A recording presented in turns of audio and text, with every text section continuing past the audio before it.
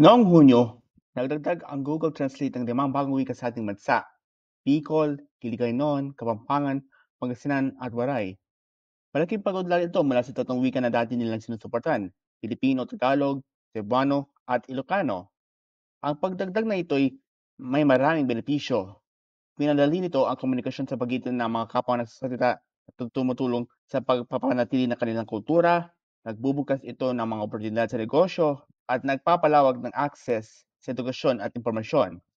Hindi palaging tumpak ang mga pagsasalin, kaya't mainam na kumonsulta sa mga dalawang wika.